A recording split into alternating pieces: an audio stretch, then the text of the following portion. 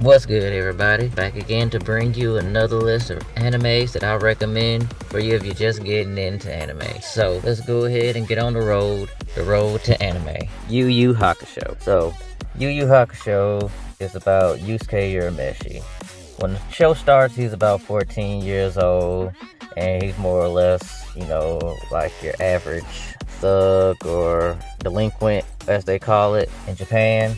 He mostly has fights on occasions with his rival Kuwabara, and he has this crush named Keiko. Soon on down the line, his bad boy persona is basically tested, and he finds out that he's actually a good guy because in the beginning he actually sacrificed himself to save this little kid's life, basically getting hit by a car in doing so. And after that, he comes close to like a mortality thing because he sees himself in a spirit form and all this. And that's when all the spirit things in the world come in. And Koenma comes in. He's more or less, he's like the King Yama's son. That's kind of like death or something like that. Or like, he's death's son or something, in their world.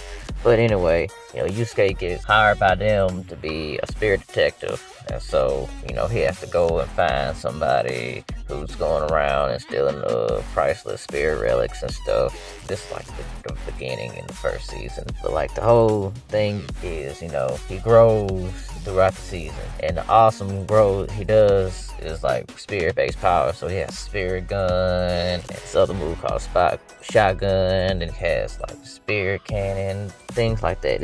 It's totally awesome. Like, you definitely gotta watch it. Like, it's one of the older ones now. It's already complete. It has about 112 episodes and a movie. And they just came out not too long ago, like in 2018 or so, with an OVA. That was pretty decent too. I mean, it's really good. Definitely gives us a recommendation to watch. I mean, honestly, because it came out back in the day on Toonami, and a lot of people were into it. That was during the Dragon Ball Z age too. This right here is like it's like one of the classics. It's one of the classics. Even this Dark Tournament arc, a lot of newer animes, whenever they have a tournament arc, they try to like make their arc as good as Yu Yu Hakusho's. And then thing about it, the creator of it actually is the creator of Hunter x Hunter. So, if you haven't heard of that yet, I'll definitely probably put that on the next list, yeah. So, yeah, I'll put that on the next list, Hunter x Hunter. But Yu Yu Hakusho, definitely gotta give it a watch. Second anime on this list will be Hajime no Ippo. That right there, too good. And this right here is a boxing anime. So it's all boxing, no kicks, all that, no superpowers, just, straight up boxing. The boy's name is actually Makanouchi Ippo, Ippo Makanouchi, you can say it either way because his last name Makanouchi, or that Ippo. But, most of the time he's always been bullied and forced to do things he didn't want to do, when you're always getting bullied. And, for a while, he really couldn't do nothing or know how to protect himself.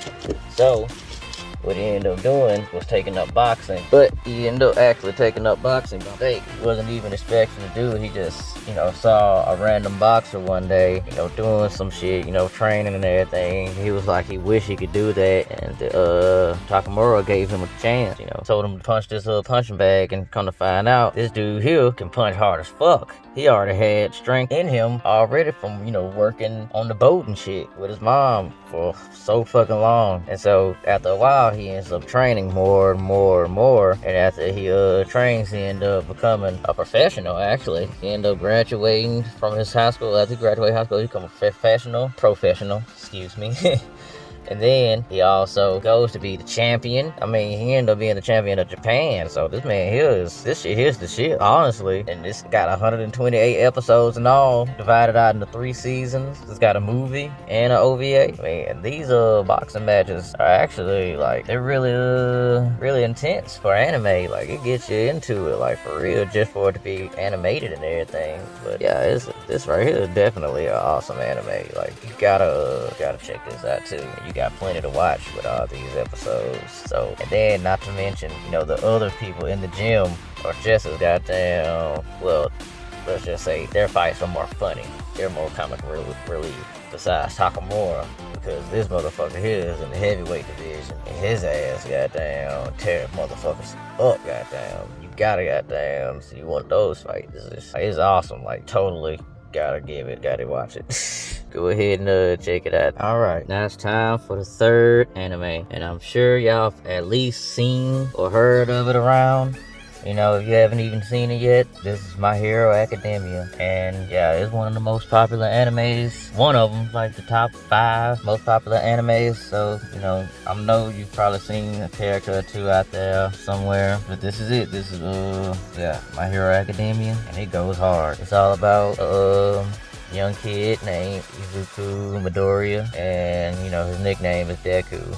They started off, you know, being more or less you know, insult Deku nicknamed one of his classmates that he always considered a friend, but was really a fucking bully, goddamn, named Bakugo. He always called him Deku, and, you know, he always had quirk. Everybody in this world has a quirk except Midoriya. He's the only one who ain't got no quirk, and everybody, you know, is like, the world is set up to where if you ain't got no quirk, then you're on the bottom totem-pole of things, and if you got a quirk, superpower, you know, you know, we would consider it, then everybody, you know what I'm saying, you're like normal. And then the better your power is, the more popular or stronger you will be. So, you know, whether you're good or evil, if you got a strong ass power, you're gonna be at the top of the totem pole somewhere, you know, somewhere you're gonna be the best. That's kind of how it's set up, and it's more or less heroes and villains, you know, and the most famous, popular hero, they're like Superman or everything, is All Might. This motherfucker here is stronger than the motherfucker, but it come to find out, you know, he has a secret to where, you know, he's not as strong, you know, as everybody think. He can only stay in his form, actually, for a temporary amount of time. And so, you know, within a couple of episodes, he's go ahead and gives Midoriya, you know, the power, and this is how the story really starts, with him getting that power once for all. And the power just so overpowered is that he can't even use it. So every time he does use it, he gets fucked up in a very, like, tremendous way. Like, his limbs be all fucking mangled. Goddamn, he can't even use it, so he has to train and, you know, get used to his powers and everything. And throughout the course of the 4 seasons, we see him, you know, grow, become stronger, and actually get used to the powers and everything. It also has, you know, 2 movies as well, and it's got a movie on the way out. So that movie will be out sometime this year or later. That's, you know, what they say. But in all, there's 98 episodes, and I gotta say, this here is a good ass anime. It's pretty good pace, you know, and it stays pretty true to the source material. It doesn't really stray or take too many liberties. So, you know, if you wanna just stay in the anime way, all, you know, and not worry about manga, it's all good, because they stay pretty true to source material, and it's awesome. Like, it's so awesome. It's good. Yeah, this right here, the third anime, My Hero Academia. Gotta watch it. 4th anime on the list now. We're gonna go ahead and end this with a bang. Black Clover. Black Clover, right here. This thing is one of my favorite animes, and I hate that it just ended not too long ago, unfortunately. But I think I hear that there's work in for a movie. Fingers crossed. I'm not sure, but, you know, let's hope. And so, let's go ahead and give you some of the details on it. You know, Austin and, you know, are born, you know, abandoned together, and, you know, the main character for real is Austin. That's like the main character.